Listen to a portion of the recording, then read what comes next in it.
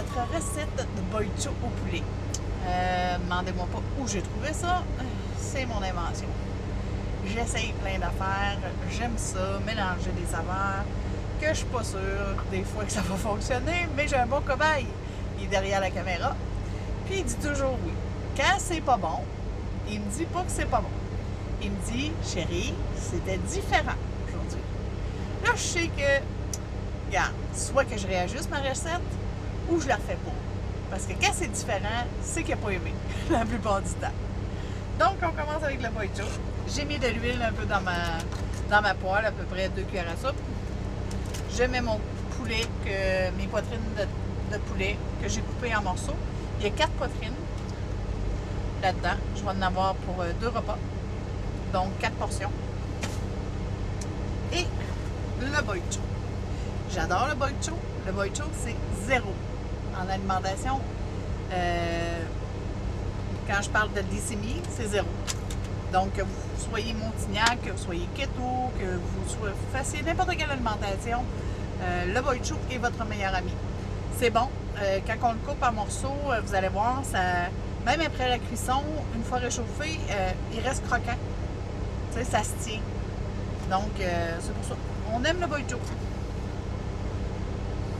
Donc, c'est pas très compliqué à préparer. On enlève la base et on coupe en rondelles qu'on met à l'intérieur de notre pot. Comme vous pouvez voir, c'est pas toujours facile en camion. Avec l'espace, on s'organise. Hein? On met la planche à découper sur nos genoux et on coupe. En passant, mon chum voulait que je vous raconte mon histoire. Il faut faire attention. Hein? Un couteau, là, s'il y a une protection, gardez-la et la mettez-la. Parce que moi, championne comme je suis un désastre médical. Mon chum m'a acheté une super mandoline à Calgary. On est allé voir, quand on l'a acheté, c'était dans une exposition. Puis, on a écouté toute la présentation, comment s'en servir, comment la débarrer, tout le kit. Mais j'étais pas très bonne. 3 fois. On a écouté la présentation 3 fois. Mais j'étais pas très bonne en anglais à cette époque-là. Fait que j'ai écouté, j'ai regardé ce qu'elle faisait. Je suis visuelle, mais j'ai pas écouté la partie où c'est qu'il fallait peser sur un piton pour ouvrir la mandoline de son case. Ça a fini que la première fois que je m'en suis servi, ben non, c'est la 4e, 5e fois, mais j'ai été chanceuse que les autres fois de pas me couper. Mais cette fois-là, quand j'ai voulu, attention, c'est pas pour les enfants, là, ce bout-là, j'ai voulu tirer très fort sur le case de la mandoline. Mon pouce était dans le trou, où c'est qu'il y avait la lame, parce qu'il y avait des trous.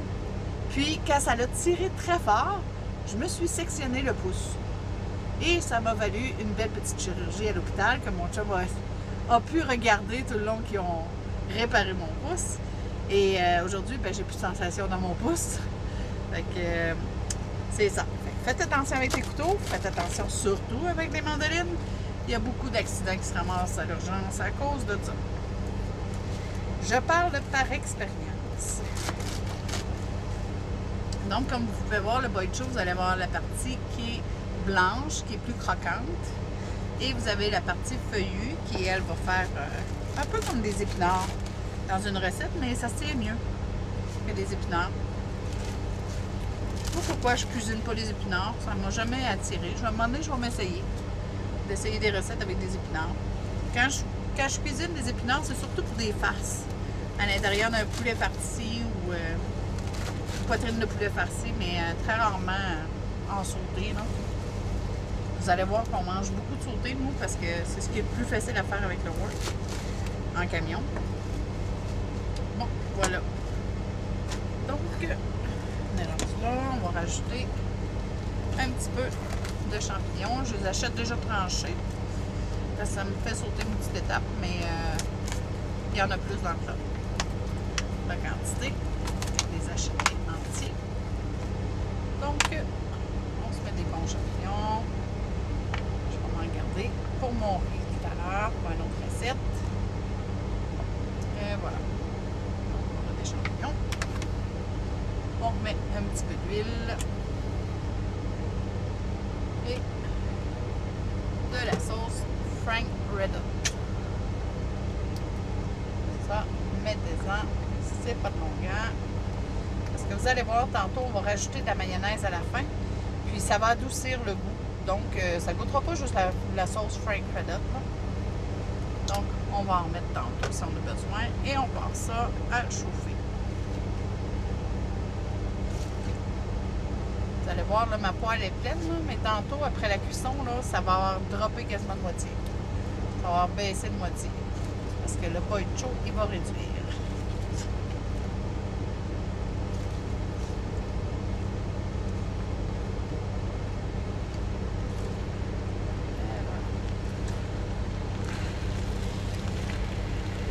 Donc, je vous reviens un petit peu plus tard durant la cuisson.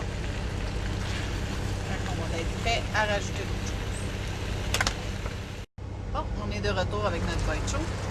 Je vais vous montrer, ça prend environ entre 10-15 minutes. Moi, c'est sûr que j'avais un poicho complet, qui était gros, là. Mais vous allez voir, votre poicho, avant de la cuisson, il est vraiment blanc. Quand il commence à être prêt, si vous ne mangez pas tout de suite, là, nous autres, parce qu'on le réchauffe, il devient plus foncé puis un petit peu translucide. Pas complètement, là, il ne viendra pas transparent. C'est pas comme les fèves germées, mais c'est ça. Là, vous voyez, là, ça a pas mal réduit mon affaire. Faites cuire avec un couvert dessus pour garder le maximum d'humidité pour faire cuire votre poicho. Puis à la fin, mon ingrédient secret, je ferme ma poêle. Je vais rajouter de la mayonnaise.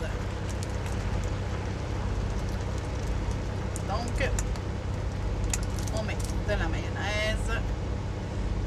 Ah, tantôt, je pensais à ça, les gens vont me demander c'est quoi la quantité à peu près. Je vous dirais que c'est quasiment une demi-tasse de mayonnaise. Puis allez-y au goût. Moi, je dirais que c'est à peu près ça. Puis, ma sauce Red Hot, je dirais que c'est à peu près un quart de tasse qu'on met. Donc, je vais rajouter un peu de sauce Frank Red Hot. Je vais terminer ma bouteille. J'en ai acheté une neuve tantôt. Donc, c'est ça. Donc, pas besoin de la faire cuire. Si vous la faites cuire, c'est pas grave. Ça va juste devenir comme de l'huile. Un peu. Mais moi, j'aime bien qu'elle reste comme crémeuse. Puis, mon époux aussi adore ça quand c'est plus crémeux. Donc, comme vous voyez, ça fait un poicho avec un poulet. Ça fait comme une petite sauce dans notre poicho. Moi, j'aime ça.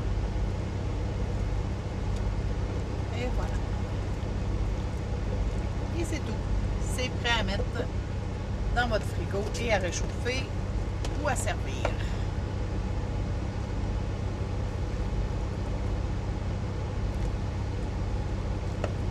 Comme vous voyez, j'ai pas pris ma spatule avec des trous dedans parce que je veux quand même me garder un peu de liquide pour mettre dans mes sacs Ziploc quand je vais mettre mes portions.